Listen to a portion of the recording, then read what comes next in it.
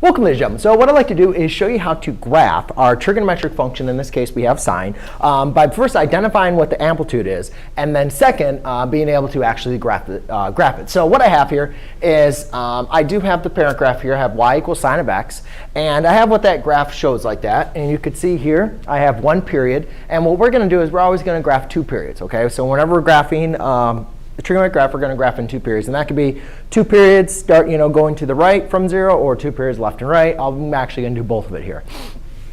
Anyways, the main important thing I want you to to notice from here is the amplitude of our parent graph is 1, and you can see that is going to be the distance from 0 here.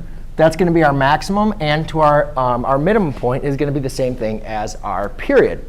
Also, you can see that we have our 4 critical points here, and each period is made up of 4 critical points, where you have your intercept, maximum, intercept, minimum, and then again another intercept. So to go ahead and graph this, the main important thing we want to do is identify the amplitude. Now remember, amplitude is your a, what you're multiplying your function by. So you can see in this case, my amplitude is going to be a, and that's going to tell us, the half distance from the maximum to the minimum point. Half distance from the maximum to the minimum, or basically how high we're going to go up from 0, right? But you got to be a little bit careful saying that, because we're going to get into actually shifting the graph up or down. So therefore, the amplitude is not always going to be the number of how high you go up, especially if you shift the graph, a couple units up as well. But for right now, since we're not doing any shifting, amplitude is going to be 4. That's how high we're going to go from 0. So when I go ahead and create my new graph here, I guess I can see how that didn't work out very well. All right. Well, what I don't want to make it more confusing. I'll just do one period here. Actually, you know what? No. Let's do 2 periods. I'm just going to do it, though, from here to here.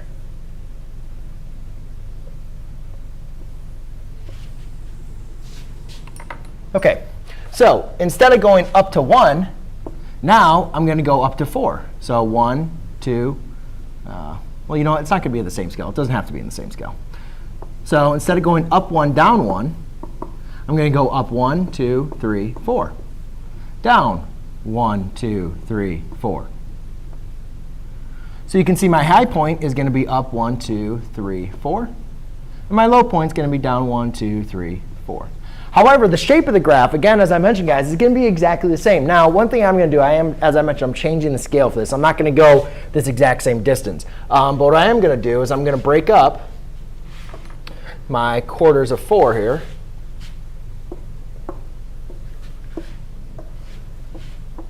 So I'm going to say from here to here is going to be 1 pi. So that would be pi.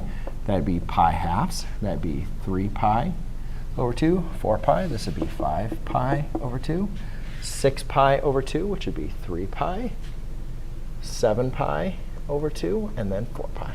Because as I mentioned, I wanted to do 2 periods, right? OK, so now instead of going, you can see in here my parent graph, I went up 1 and down 1. Well, now my high point is going to be to 4. And then the next critical point is an intersect at pi. Then I go down to my minimum point. Then I intersect, right? That's like the first period that I already had graphed. But I want to graph 2 periods, so I'm going to continue on. OK, so then I continue back up, intercept, minimum, intercept. OK, so there you go, ladies and gentlemen. That is how you graph here the sine when the amplitude is 4. Now let's get into when the amplitude is 1/3. So we're going to do the exact same thing. Actually, you know what?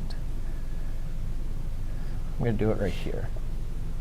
OK, but now let's say 1 is up here, and then -1 is down here. Well,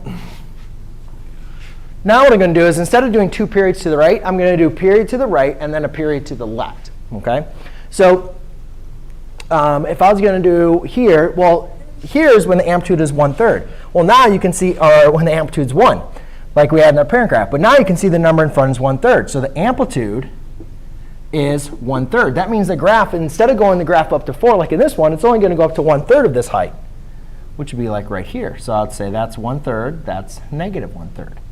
So if I was going to go to the right, let's pretend here's a whole system. The critical points do not change. Here's 2 pi. Here's pi.